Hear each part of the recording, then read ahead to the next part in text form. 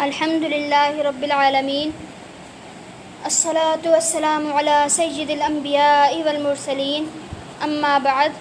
فاعوذ باللہ من الشیطان الرجیم، بسم اللہ الرحمن الرحیم۔ رب اشرح لی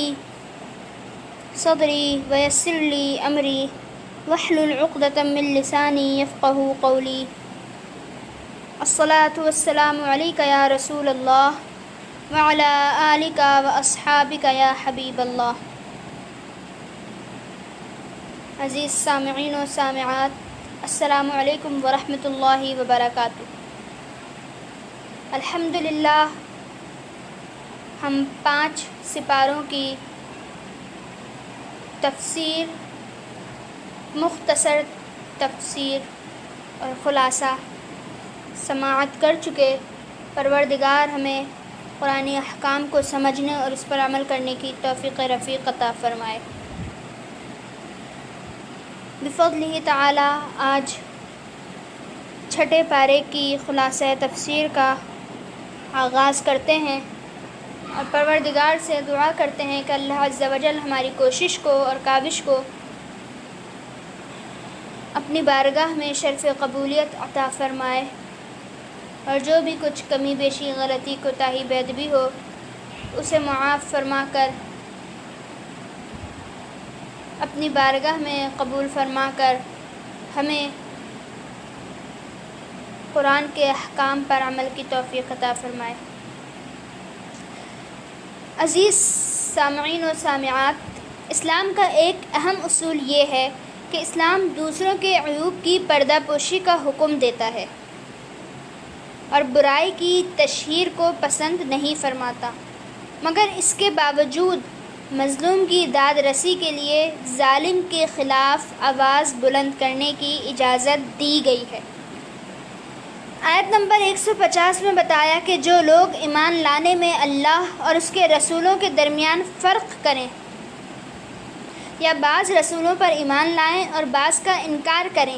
یا ایمان اور کفر کے درمیان کوئی درمیانی راستہ تلاش کریں، یہ سب لوگ پکے کافر ہیں۔ مومن صرف وہی ہیں جو اللہ پر ایمان لائیں اور بغیر کسی فرق کے اس کے سارے رسولوں پر بھی ایمان لائیں۔ آیت نمبر 153 سے 161 میں یہود کی بہت سی جہالتوں، سرکشیوں، ہٹ دھرمیوں اور فرمائشی مطالبات کا ذکر ہے۔ انہوں نے رسول اللہ صلی اللہ علیہ وسلم سے مطالبہ کیا کہ ہم پر آسمان سے کتاب نازل کریں۔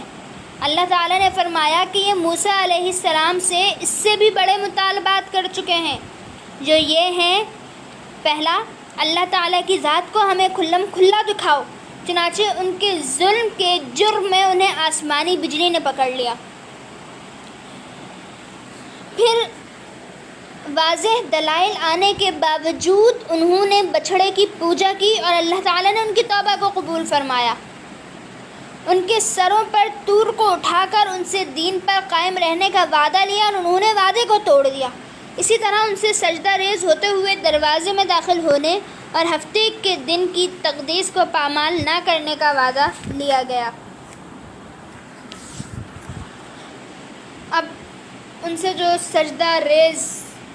ہوتے ہوئے دروازے میں داخل ہونے کا کہا گیا، تو یہاں سے ہمیں پتہ چلتا ہے کہ جو مقدس مقامات ہوتے ہیں اور جو برکت والی جگہ ہوتی ہے، وہاں پر دعا مانگنے سے، توبہ و استغفار کرنے سے پروردگار توبہ و استغفار کو اور دعا کو قبول فرماتا ہے اور گناہگار بندوں کی بخشش فرما دیتا ہے۔ پھر اللہ تعالیٰ نے ان کی عہد شکنی اور کفر کی وجوہ کو بیان کیا کہ ایک، انہوں نے اللہ تعالیٰ کی آیات کا انکار کیا، اس سے انبیاء کرام کے معجزات مراد ہیں۔ دوسرا، انبیاء کرام کو ناحق قتل کیا۔ تیسرا، حضرت مریم علیہ السلام پر بہتان باندھا۔ چوتھا، مسیح عیسیٰ ابن مریم رسول اللہ کے قتل کا دعویٰ کیا۔ پانچویں، ہٹ دھرمی سے یہ کہا کہ ہمارے دلوں پر غلاف ہیں، تو اللہ تعالیٰ نے فرمایا کہ دراصل ان کے کفر کی وجہ سے ان کے دلوں پر مہر لگا دی گئی ہے۔ اللہ تعالیٰ نے فرمایا کہ انہوں نے حضرت عیسیٰ علیہ السلام کو قتل نہیں کیا اور نہ ہی انہیں سولی دی، بلکہ ان پر صورتحال مشتبہ کر دی گئی، یعنی وہ تو یہ سمجھ رہے ہیں کہ انہوں نے حضرت عیسیٰ علیہ السلام کو سولی پر چڑھا دیا، اور معاذ اللہ عیسیٰ علیہ السلام کو صلیب پر وہ چڑھا چکے اور وہ اب یہاں نہیں رہے، لیکن اللہ عز و جل فرماتا ہے کہ ان پر یہ صورتحال مشتبہ کر دی گئی۔ مفسرین نے لکھا ہے کہ حضرت عیسیٰ علیہ السلام کے ایک حواری کی صورت ان کے مشابہ بنا دی گئی اور اسے صلیب پر چڑھا کر وہ یہ سمجھے کہ انہوں نے حضرت عیسیٰ علیہ السلام کو صلیب پر چڑھا دیا۔ چنانچہ اللہ تعالیٰ نے فرمایا انہوں نے حضرت عیسیٰ کو یقیناً قتل نہیں کیا، بلکہ اللہ نے ان کو اپنی طرف زندہ اٹھا لیا۔ پھر فرمایا کہ قیامت سے پہلے اہل کتاب ضرور حضرت عیسیٰ پر ایمان لائیں گے اور حضرت عیسیٰ علیہ السلام قیامت کے دن ان کی گواہی دیں گے۔ اللہ نے فرمایا یہود کے ظلم کے سبب ہم نے ان چیزوں کو ان پر حرام قرار دے دیا جو ان کے لیے حلال کی گئی تھیں۔ اس کی کچھ تفصیل سورہ بقرہ میں گزر چکی ہے اور کچھ آگے آئے گی، انشاءاللہ ہم بیان کریں گے۔ پھر آگے جو بیان ہے وہ یہود کی ایک سرکشی یہ تھی کہ ممانعت کے باوجود وہ سود لیتے تھے اور ناحق لوگوں کا مال کھاتے تھے، لیکن قرآن نے بتایا کہ جو ان میں سے پختہ علم والے تھے وہ قرآن پر اور اس سے پہلی آسمانی کتابوں پر ایمان لاتے تھے، نماز قائم کرتے تھے اور زکوٰۃ ادا کرنے میں وہ کاربند تھے، زکوٰۃ ادا کرنے کے پابند تھے، اور اللہ اور قیامت کے دن پر ان کا ایمان تھا۔ اور پھر فرمایا کہ ایسے ہی لوگوں کو اجر عظیم عطا کیا جائے گا۔ آیت نمبر 163 میں بتایا کہ وحی ربانی اور نبوت کا سارا سلسلہ آپس میں ملا ہوا ہے۔ حضرت نوح اور ان کے بعد کے انبیاء کرام علیہم السلام اور حضرت ابراہیم علیہ السلام سے لے کر حضرت عیسیٰ علیہ السلام تک جتنے انبیاء کرام علیہ السلام کا ذکر فرمایا، سب کا ذکر کرنے کے بعد فرمایا جس طرح ہم نے ان انبیاء کرام پر باری باری وحی نازل فرمائی، اسی طرح اے رسول مکرم آپ پر بھی وحی نازل کی ہے۔ مزید فرمایا کہ کچھ رسولوں کے نام اور حالات ہم نے آپ پر بیان کیے، اور ایسے بھی رسول ہیں جن کے واقعات قرآن میں بیان نہیں ہوئے، جن کے نام قرآن و حدیث میں بیان نہیں ہوئے۔ اسی لیے ہم کہتے ہیں کہ جب بھی ہم انبیاء کرام علیہم السلام کے بارے میں یہ کہیں کہ اللہ عز و جل نے کتنے انبیاء کرام علیہم السلام کو اس دنیا میں مبعوث فرمایا، تو ہمیں کم و بیش لگانا چاہیے کہ کم و بیش 1,24,000، کیونکہ قرآن پاک میں یہ آیا کہ ہم نے کچھ رسولوں کے نام اور حالات بیان کر دیے، اور ایسے بھی رسول ہیں جن کے واقعات بیان نہیں ہوئے، قرآن و حدیث میں ان کے واقعات بیان نہیں ہوئے، ان کے نام بیان نہیں ہوئے، تو لہٰذا کم و بیش سے یہ ہوگا کہ اگر ان کی تعداد معین نہیں ہوگی، 1,24,000 کو تعین نہیں کرنا پڑے گا، بلکہ کم و بیش کے ساتھ کہیں گے تو مقصد یہ ہوگا اور اس سے فائدہ یہ ہوگا کہ ہو سکتا ہے اس سے زیادہ ہوں تو پھر وہ بھی شامل ہو جائیں گے، اور ہو سکتا ہے کہ کچھ نبی نہ ہوں اور ہم جو ایک مخصوص تعداد کے ساتھ ان کو خاص کر دیں تو پھر اس میں جو نبی نہ ہوں وہ بھی شامل ہو جائیں۔ اس وجہ سے کم و بیش 1,24,000 کا لفظ بولا جاتا ہے اور کم و بیش استعمال کیا جاتا ہے، اور ایسے ہی بولنا چاہیے کہ کم و بیش 1,24,000۔ ان پر تعین کے ساتھ ایمان لانا فرض ہے، اور جن کے نام اور حالات بیان نہیں ہوئے ان پر اجمالی طور پر ایمان لانا فرض ہے، یعنی جس کو بھی اللہ نے رسول بنا کر بھیجا ہم ان پر ایمان لاتے ہیں۔ اب کم و بیش جب ہم بولیں گے تو اس میں پھر جس کو بھی رسول اللہ صلی اللہ علیہ وسلم اور رسول بنا کر بھیجا تو وہ سب اس میں شامل ہو جائیں گے۔ اور نظام نبوت اور رسالت کی حکمت یہ بتائی کہ تمام انسانوں پر دعوت حق کے حوالے سے اللہ کی حجت قائم ہو جائے، اور قیامت کے دن کسی بھی انسان کے پاس کفر و شرک، فسق و فجور اور گمراہی پر قائم رہنے کے لیے کوئی عذر نہ رہے۔ اسی لیے انبیاء کا فریضہ رحمت الہی کی بشارت سنانا اور عذاب الہی سے ڈرانا قرار پایا۔ اللہ تعالیٰ اور اس کے فرشتے نبی کریم صلی اللہ علیہ وسلم پر وحی کے نازل ہونے کی گواہی دیتے ہیں اور اس طرح ان کی نبوت کو ظاہر کرتے ہیں۔ کفر کرنے والے اور اللہ تعالیٰ کی سیدھی راہ سے روکنے والے کھلی گمراہی میں ہیں۔ اور ایسے کافروں اور ظالموں کی اللہ تعالیٰ نہ تو مغفرت فرماتا ہے اور نہ ہی انہیں دوزخ کے راستے کے علاوہ کسی اور راستے کی طرف گامزن فرماتا ہے۔ نصارہ نے دین میں غلو کیا اور عیسیٰ علیہ السلام کو معاذ اللہ ابن اللہ یعنی اللہ کا بیٹا قرار دیا، تو اللہ تعالیٰ نے فرمایا کہ دین میں حد سے تجاوز نہ کرو، اللہ تعالیٰ کے بارے میں ناحق بات نہ کہو۔ مسیح عیسیٰ بن مریم رسول اللہ تھے، اللہ کا کلمہ تھے، جس نے اسے حضرت مریم کو القاء کیا اور اس کی روح تھے۔ مزید فرمایا کہ یہ نہ کہو کہ معبود تین ہیں، اصل میں یہود و نصارہ میں تین خداؤں کا کانسیپٹ ہے، تو ان کی اس عقیدے کا رد کیا گیا کہ یہ نہ کہو کہ معبود تین ہیں، یعنی مقدس باپ، دوسرا مقدس بیٹا اور روح القدس۔ فرمایا عقیدے کی بے اعتدالی سے باز آ جاؤ، اللہ کی ذات صرف ایک ہے،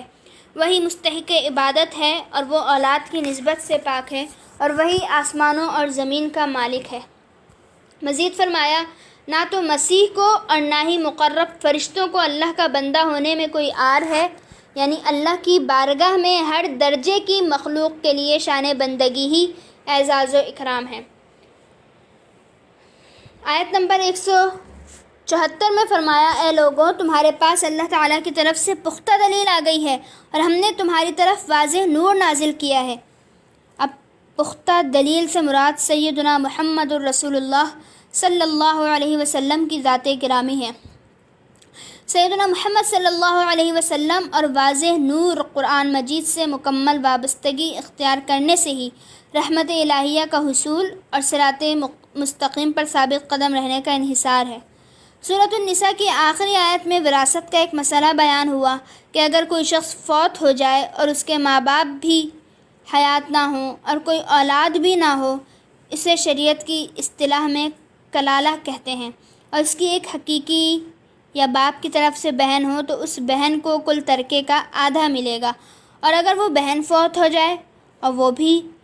اولاد والی نہ ہو تو یہ شخص اس کے پورے ترکے کا وارث ہوگا، اور اگر اس کی 2 یا 2 سے زائد بہنیں ہوں تو انہیں کل ترکے کا 2/3 ملے گا۔ چونکہ اللہ تعالیٰ ضلالت و گمراہی سے بچانا چاہتا ہے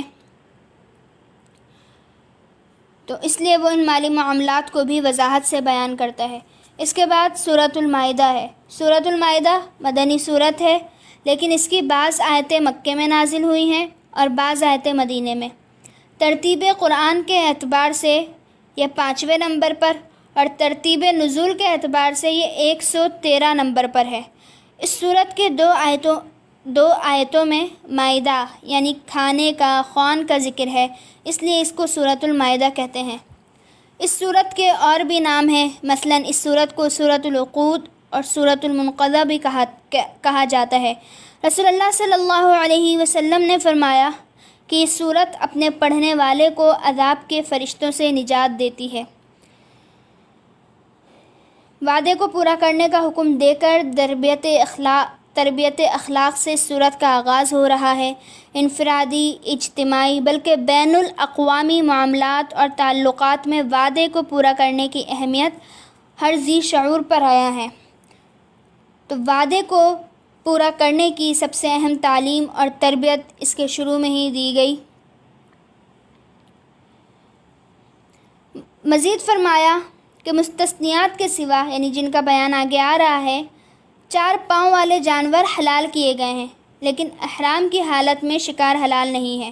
مزید فرمایا کہ اللہ تعالیٰ نے نشانیوں اور حرمت والے مہینوں کی بے حرمتی نہیں کرنے کا حکم دیا ہے۔ اسی طرح کعبے میں بھیجی ہوئی قربانیوں اور جن جانوروں کے گلوں میں قربانی کی علامت کے طور پر پٹے بندھے ہوئے ہوں، ان کی بھی بے حرمتی نہیں کرنے کا حکم ہے۔ اور یہ کہ احرام کھولنے کے بعد شکار کر سکتے ہیں، اس کے بعد مسلمانوں کو نیکی کے کاموں اور ایک دوسرے کی مدد کرنے اور گناہ کے کاموں میں مدد نہ کرنے اور ظلم نہ کرنے کا حکم ہوا۔ یہ آیت مبارکہ جوامع الکلم میں سے ہے، یعنی ہر خیر و شر، بھلائی اور برائی کا اس آیت مبارکہ میں بڑے اختصار کے ساتھ تذکرہ کر کے قرآن نے تمام کاموں کے لیے ایک اصل اور ضابطہ قرار دے دیا ہے۔ آیت نمبر 3 میں محرمات قطعیہ کا بیان ہے جو یہ ہے کہ وہ حلال جانور جو طبعی موت مر گیا ہو، ذبح نہ کیا جا سکا ہو، ذبح کے وقت بہنے والا خون، خنزیر کا گوشت جس جانور پر ذبح کرتے وقت غیر اللہ کا نام لیا گیا ہو، وہ حلال جانور جو گلا گھونٹنے سے مر جائے، وہ حلال جانور جو چوٹ لگنے سے مر جائے، وہ حلال جانور جو بلندی سے گر کر مر گیا ہو، وہ جانور جسے دوسرے جانوروں نے سینگوں کی چوٹ سے مار دیا ہو، جسے درندوں نے کھایا ہو، وہ جانور جو بتوں کے تھان پر ذبح کیا گیا ہو، اور فال کے تیروں سے قسمت کا حال معلوم کرنا وغیرہ۔ یہی وہ آیت مبارکہ ہے جس میں مسلمانوں کے لیے ایک اعزازی اعلان ہوا ہے، الیوم اکملت لکم دینکم واتممت علیکم نعمتی ورضیت لکم الاسلام دینا۔ آج میں نے تمہارے لیے تمہارا دین مکمل کر دیا اور تم پر اپنی نعمت کو پورا کر دیا اور تمہارے لیے اسلام کو بطور دین پسند کر لیا۔ قرآن سے پہلے کسی الہامی کتاب میں تکمیل دین کا اعلان نہیں ہوا۔ یہ آیت مبارکہ آقا دو عالم صلی اللہ علیہ وسلم کے خاتم النبیین ہونے پر بھی دلالت کرتی ہے، کیونکہ اس آیت مبارکہ میں پروردگار نے واضح طور پر فرما دیا کہ آج میں نے تمہارے لیے تمہارا دین مکمل کر دیا، تم پر اپنی نعمتوں کو پورا کر دیا اور تمہارے لیے اسلام کو بطور دین پسند کر لیا۔ تو پتہ چلا کہ حضور علیہ الصلاۃ والسلام خاتم النبیین ہیں، ان پر دین مکمل، اب دین اسلام کے بعد اور ان کی نبوت کے بعد کوئی نبی نہیں آ سکتا۔ اسی آیت میں بتایا کہ حالت اضطرار میں جان کو بچانے کے لیے بقدر ضرورت حرام چیز کا کھانا جائز ہے۔ آیت نمبر 5 میں بتایا کہ مسلمانوں کا کھانا اہل کتاب کے لیے حلال ہے اور اہل کتاب کا کھانا مسلمانوں کے لیے حلال ہے، بشرطیہ کہ وہ کھانا اپنے اصل کے اعتبار سے حلال ہو۔ پھر آیت نمبر 6 میں وضو کے 4 فرائض بیان ہوئے ہیں، پورے چہرے کو دھونا، کونیوں سمیت ہاتھوں کا دھونا، سر کا مسح کرنا، ٹخنوں سمیت پاؤں کو دھونا، اس کے بعد مریض، مسافر، بے وضو وغیرہ کے لیے ضرورت کے وقت تیمم کی اجازت کا بیان ہے، جس کی کچھ تفصیل ہم سورۃ النساء میں بھی سماعت کر چکے۔ آیت نمبر 8 میں انصاف کا حکم دیتے ہوئے فرمایا کہ کسی قوم کی عداوت کی وجہ سے تم بے انصافی پر آمادہ نہ ہو، یعنی کسی قوم کی دشمنی تمہیں نا انصافی پر نہ ابھارے، تم عدل کرتے رہو اور یہی روش خوف خدا کے زیادہ قریب ہے۔ پھر آیت نمبر 11 میں یہودیوں کی آپ علیہ الصلاۃ والسلام کو بھاری پتھر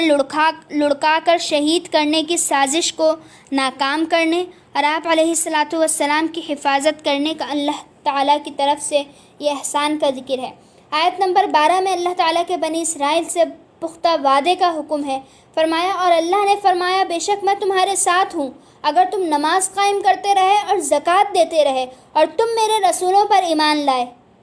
اور تم نے ان کی تعظیم کے ساتھ مدد کی اور اللہ کو اچھا قرض دیا، اس کے دیے ہوئے مال سے اچھا قرض دیا، تو میں ضرور بضرور تم سے تمہارے گناہوں کو مٹا دوں گا اور میں تم کو ضرور ان جنتوں میں داخل کروں گا جن کے نیچے سے دریا بہتے ہیں۔ تو اللہ عز و جل نے اگر تم نماز قائم کرتے رہے اور زکوٰۃ دیتے رہے، اس کے بعد پھر رب ذوالجلال نے فرمایا اور اللہ کو اچھا قرض دیا، تو پتہ چلا کہ زکوٰۃ کا ادا کرنا فرض ہے اور ہر صاحب نصاب پر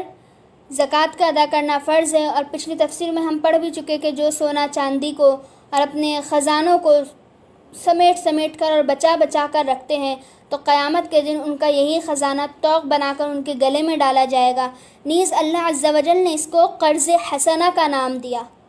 کہ اللہ عز و جل کو جس نے اچھا قرض دیا تو ضرور اللہ عز و جل اس کے گناہوں کو مٹا دے گا۔ تو گویا نماز کے ادا کرنے والے اور زکوٰۃ ادا کرنے والوں کے لیے اللہ عز و جل کی طرف سے جنت میں داخلے کی خوشخبری اس آیت میں دی گئی۔ اور آگے چل کر فرمایا کہ میثاق الہی کے بڑے حصے کو بھلا دینے کے جرم میں ان کے درمیان قیامت تک کے لیے بغض اور عداوت اور منافرت کو پیدا کیا۔ کیوں؟ بنی اسرائیل کی عہد شکنی، سنگ دلی، کلام اللہ میں تحریف کرنے کی وجہ سے، اور ان پر اللہ کی لعنت کا ذکر ہے۔ اہل کتاب کے جرائم تو بہت زیادہ ہیں، لیکن یہاں ان کے بہت کم جرائم کو بیان کیا گیا ہے، کیونکہ اصل مقصد ان کی اصلاح ہے، نہ کہ ان کے جرائم کو بیان کرنا اور اس کی تشہیر کرنا۔ پھر آیت نمبر 17 میں اللہ تعالیٰ نے مسیح ابن مریم کو الہ قرار دینے والوں کو کافر کہا ہے، الہ یعنی معبود، اور فرمایا کہ اللہ مسیح ابن مریم اور ان کی ماں کو ہلاک کرنا چاہے تو ساری زمین والے مل کر بھی ان کو نہیں بچا سکتے۔ پھر یہود و نصارہ کی اس خوش فہمی اور اس باطل گمان کا رد فرمایا کہ وہ اللہ کے بیٹے اور اس کے محبوب ہیں، فرمایا کہ تم بھی انسانوں ہی میں سے ہو۔ اہل کتاب کو مخاطب کر کے فرمایا کہ انبیاء کی بعثت کے بعد ایک گیپ آیا جو نبوت اور رسالت کے انقطاع کا دور آیا، اور پھر ہم نے اپنے رسول عظیم کو مبعوث فرمایا تاکہ تم یہ نہ کہہ سکو کہ ہمارے پاس کوئی بشیر و نذیر نہیں آیا، سو اب تمہارے پاس اللہ کی رحمت کی بشارت دینے والے اور اس کے عذاب سے ڈرانے والے آخری رسول آ چکے۔ آیت نمبر 21 سے 26 میں اس بات کا ذکر ہے کہ بنی اسرائیل کو مقدس سرزمین میں داخل ہونے کا حکم دیا۔ انہوں نے کہا، اے موسیٰ، اس سرزمین میں تو بڑی بڑی جسامت والے لوگ ہیں، جب تک ان کو نہ نکال دیا جائے ہم داخل نہیں ہوں گے، لہٰذا آپ اور آپ کا رب جائیں اور ان سے جنگ کریں، بے شک ہم یہیں بیٹھے رہیں گے۔ موسیٰ علیہ السلام جب اپنی قوم سے مایوس ہو گئے تو اللہ کی بارگاہ میں عرض کیا، اے پروردگار، میرا بس تو صرف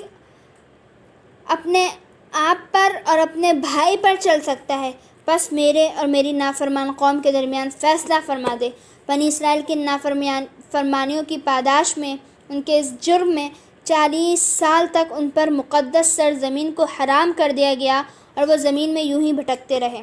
آیت نمبر 27 سے 31 میں آدم علیہ السلام کے 2 بیٹوں کا واقعہ بیان ہوا کہ دونوں نے اللہ کی بارگاہ میں قربانی پیش کی، ایک کی قربانی قبول ہو گئی اور دوسرے کی رد ہو گئی۔ اس زمانے کی شریعتوں میں قربانی کی قبولیت کی نشانی یہ تھی کہ آسمان سے آگ آتی اور اسے جلا ڈالتی۔ قابیل، جس کی قربانی رد ہو گئی، اس نے غصے میں اپنے بھائی حابیل کو قتل کر دیا۔ اب اس قربانی کا جو پورا پس منظر ہے وہ تفسیر کی کتابوں میں مذکور ہے، مختصراً بیان کر دوں۔ پھر قابیل کو سجائی نہیں دے رہا تھا کہ اپنے بھائی کی لاش کے ساتھ کیا کرے، پھر اللہ تعالیٰ نے ایک کوا بھیج کر اسے لاش کو زمین میں دفن کرنا سکھایا۔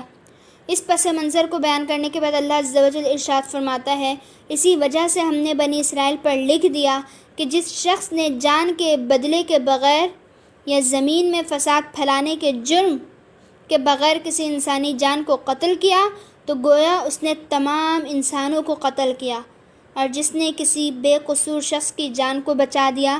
تو گویا اس نے تمام انسانوں کو بچا لیا۔ اس سے معلوم ہوا کہ انسانی جان کی حرمت انسانیت کا اجتماعی حق ہے، اور ایک بے قصور انسان کو قتل کرنا پوری انسانیت کے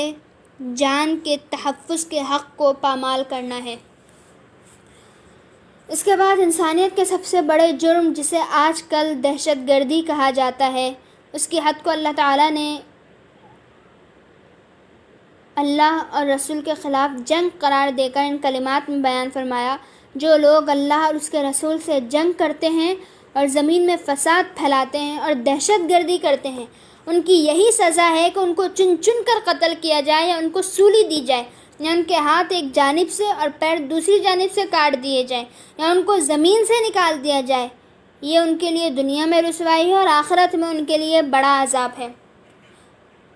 واضح طور پر قرآن مجید میں جرم کرنے والوں کی سزائیں بیان ہوئیں اور قصاص کا بھی بیان ہے، چوری کرنے والے کی سزا کا بھی بیان ہے، لیکن افسوس کہ آج دیکھنے میں آتا ہے کہ جس قدر اللہ عز و جل کے حکم سے اور اس کے فرمان سے دوری ہوتی جا رہی ہے، اس قدر ہی دہشت گردی، چوری، ڈکیتی عام ہوتی جا رہی ہے۔ جس قدر سزائیں کم ہوتی جا رہی ہیں، اس قدر جرائم بڑھتے جا رہے ہیں۔ ہمیں اللہ عز و جل کے نازل کردہ احکام پر عمل کرنا چاہیے اور ان تعلیمات کو آگے پھیلانا چاہیے۔ اللہ تعالی ہم سب کا حامی و ناصر ہو۔ آیت نمبر 35 میں اہل ایمان کو تقوی اختیار کرنے اور اللہ کی بارگاہ میں وسیلہ تلاش کرنے کا حکم دیا۔ آیت نمبر 36 میں فرمایا کہ کوئی شخص ساری روئے زمین کا مالک ہو جائے اور اتنی ہی دولت اسے اور مل جائے اور وہ یہ سب کچھ اپنی جان کے فدیے کے طور پر دے دے، تب بھی قیامت کے دن کافر کی نجات ممکن نہیں۔ آیت نمبر 38 میں چوری کرنے والے مرد اور عورت کے لیے ہاتھ کاٹنے کی سزا کا حکم ہے، یہ ان کے کیے کی سزا ہے۔ آج بھی دیکھا جاتا ہے کہ جہاں پر اللہ کے ان احکام کی اور اس فرمان پر عمل ہو رہا ہے، ان سزاؤں کو باقی رکھا گیا ہے، وہاں پر ظاہر ہے لوگ سزا کے ڈر سے چوری کرنے سے بھی ڈرتے ہیں اور عموماً بچتے ہیں، لیکن جہاں سزاؤں کا اور اللہ عز و جل نے جو حدود مقرر کی ہیں ان کو پامال کیا جا رہا ہے اور سزاؤں کا نظام نفاذ قائم نہیں کیا جا رہا، تو دیکھنے میں آتا ہے کہ جرائم اس قدر ہی بڑھ رہے ہیں، چوریاں اس قدر ہی زیادہ ہوتی جا رہی ہیں۔ اللہ تعالیٰ کی طرف سے دوسرے لوگوں کے لیے درس عبرت ہے یہ۔ پھر اللہ تعالیٰ فرماتا ہے اس کے بعد اگر وہ توبہ کر لیں، اپنی اصلاح کے لیے آمادہ ہو جائیں تو اللہ انہیں معاف فرمانے والا ہے۔ آیت نمبر 40 میں زمینوں اور آسمانوں کی بادشاہی اور عذاب دینے اور معاف کرنے کی قدرت رب العالمین کا خاصہ بیان فرمائی ہے۔ آیت نمبر 41 سے 42 میں ایک بار پھر یہود کے نفاق کو بیان کیا کہ زبان سے ایمان کا دعویٰ کرتے ہیں، دلوں میں نفاق ہے، بہت زیادہ جھوٹی باتیں سننے والے ہیں، جو لوگ آپ سے دور رہتے ہیں ان کی باتیں بڑی توجہ سے سنتے ہیں، بہت زیادہ حرام کھاتے ہیں وغیرہ۔ پھر اللہ تعالیٰ نے رسول اللہ صلی اللہ علیہ وسلم کو فرمایا کہ اگر وہ آپ کے پاس کوئی مقدمہ لے کر آئیں تو آپ کو اختیار ہے کہ آپ فیصلہ کریں یا نہ کریں، لیکن اگر آپ کو فیصلہ کرنا ہو تو وہی فیصلہ کریں جو انصاف پر مبنی ہو۔ آیت نمبر 44 میں فرمایا کہ ہم نے توریت کو نازل فرمایا، اس میں ہدایت اور نور ہے۔ آیت نمبر 45 میں قانون قصاص کو بیان کیا کہ جان کا بدلہ جان، آنکھ کا بدلہ آنکھ، ناک کا بدلہ ناک، کان کا بدلہ کان، دانت کا بدلہ دانت، اور اسی طرح زخموں کا بھی قصاص ہے۔ اور جو خوش دلی سے قصاص دے دے، یعنی اپنے جرم پر سچے دل سے توبہ کر لے، تو یہ اس کے گناہ کا کفارہ ہے۔ خوش دلی سے قصاص بھی دے اور اپنے جرم پر سچے دل سے توبہ بھی کرے تو یہ اس کے گناہ کا کفارہ ہے۔ آیت نمبر 46 میں فرمایا حضرت موسیٰ علیہ السلام کے بعد بھی سلسلہ نبوت جاری رہا اور ان کے نقش قدم پر حضرت عیسیٰ تشریف لائے۔ پھر توریت و انجیل کے بعد قرآن اور اس کی خصوصیات کا ذکر فرمایا کہ قرآن کا نزول حق کے ساتھ ہوا۔ پھر آیت نمبر 48 اور 49 میں بتایا کہ اللہ نے ہر امت کے لیے ایک شریعت اور واضح راہ عمل مقرر کی ہے۔ اگر اللہ کی مشیت ہوتی، اللہ کی چاہت ہوتی تو سب کو ایک امت اجابت بنا دیتا، لیکن اس نے اپنے بندوں کو اختیار دیا ہے کہ وہ حق یا باطل جس راہ عمل کو چاہیں اختیار کریں، اور اسی میں ہی نیک و بد کی آزمائش ہے۔ پھر آیت نمبر 51 میں بتایا کہ یہود و نصارہ کو اپنا دوست نہ بناؤ، مسلمانوں کے مقابلے میں وہ ایک دوسرے کے حامی اور دوست ہیں، لہذا جو ان کی دوستی اختیار کرے گا وہ انہی میں سے ہوگا۔ ہم اگر آج کے ماحول اور آج کے حالات کو دیکھیں تو یہ آیت بہت ہی اہم پیغام دے رہی ہے اور تمام ہی مسلمانوں کے لیے راہ ہدایت ہے۔ تقریباً 1450 سال پہلے ہی بتا دیا گیا تھا لا تتخذوا اليہود والنصارى اولیاء کہ یہود و نصارہ کو اپنا دوست نہ بناؤ، لیکن آج افسوس کے ساتھ کہ یہی دیکھو کہ جب دوستی کا ہاتھ یہود و نصارہ کی طرف بڑھا دیا گیا اور یہود و نصارہ کو اپنا دوست سمجھ لیا گیا، تو اب ماحول کیا ہو گیا اور حالات کس طرف چلے گئے سب پر واضح اور آیا ہے۔ اسی لیے اللہ عز و جل کے احکام پر سختی سے عمل پیرا رہنا چاہیے۔ آیت نمبر 56 میں فرمایا جو اللہ اور رسول اور ایمان والوں کو دوست بنائے تو بے شک اللہ کی جماعت ہی غالب ہے۔ وہ پتہ چلا کہ اللہ والوں سے دوستی رکھنی چاہیے، اللہ والوں کی قربت اور ان کی صحبت میں رہنا چاہیے کہ یہی نجات کا ذریعہ بن سکتے ہیں۔ آیت نمبر 57 میں بتایا کہ اہل کتاب میں سے دین کو مذاق بنانے والوں اور کافروں کو دوست نہ بناؤ۔ آیت نمبر 60 میں اللہ نے فرمایا بدترین سزا ان لوگوں کی ہے جن پر اللہ نے لعنت فرمائی اور ان پر غضب فرمایا، انہوں نے شیطان کی عبادت کی اور ان میں سے بعض کی صورتوں کو مسخ کر کے بندر اور خنزیر بنا دیا۔ آیت نمبر 61-62 میں منافقین نے یہود کی بے ایمانی، جھوٹ، گناہ، زیادتی اور حرام خوری کے کاموں میں تیزی سے بڑھنے کا ذکر ہے۔ پھر آیت نمبر 67 میں اللہ نے فرمایا، اے رسول، آپ کے رب کی جانب سے جو کلام آپ پر نازل کیا گیا ہے اسے لوگوں کو پہنچا دیجیے، اور اگر بالفرض آپ نے ایسا نہ کیا تو آپ نے اپنے رب کا پیغام نہیں پہنچایا، اور اللہ آپ کو لوگوں سے محفوظ فرمائے گا۔ اللہ عز و جل نے آقا دو عالم صلی اللہ علیہ وسلم پر یہ اپنا خاص فضل فرمایا اور بار بار اس کو بیان فرمایا کہ اللہ آپ کو لوگوں سے محفوظ فرمائے گا۔ آیت نمبر 68 میں اہل کتاب سے فرمایا کہ جب تک توریت، انجیل اور قرآن کے احکامات پر عمل نہیں کرو گے ہدایت کو نہیں پا سکتے۔ آیت نمبر 70 اور 71 میں بنی اسرائیل کے انبیاء کو جھٹلانے اور قتل کرنے کا بیان ہے، اور اس کا سبب ان کی خوش فہمی ہے کہ ان کو عذاب نہیں دیا جائے گا۔ آیت نمبر 73 سے 80 تک نصارہ کے عقیدے کی خرابیوں کو بیان کیا کہ وہ الوہیت عیسیٰ اور تثلیث کے عقیدے کے قائل ہیں، جیسا کہ میں بھی بیان کر چکی کہ ان کے ہاں 3 خداؤں کا کانسیپٹ ہے جس کو یہ تثلیث کہتے ہیں۔ تو یہ تثلیث کے عقیدے کے قائل ہیں، حالانکہ اللہ تعالیٰ کی ذات وحدہ لا شریک ہے، اور مسیح بن مریم نے بھی بنی اسرائیل سے یہی فرمایا تھا۔ مسیح بن مریم اسی طرح ایک رسول ہیں جس طرح ان سے پہلے رسول گزر چکے، اور ان کی ماں صدیقہ ہیں۔ وہ عام انسانوں کی طرح کھانا کھاتے تھے، جو کہ احتیاج ہے، اور جو محتاج ہو تو وہ خدا کیسے ہو سکتے ہیں؟ نافرمانیوں، بے اعتدالیوں، حد سے تجاوز، نیکی کا حکم نہ دینے اور برائی سے نہ روکنے کی وجہ سے یہود پر حضرت داؤد اور حضرت عیسیٰ علیہ السلام کے ذریعے لعنت کی گئی۔ یہود کی بے اعتدالیوں کو بیان کرنے کے بعد فرمایا کہ مسلمانوں کے ساتھ سب سے زیادہ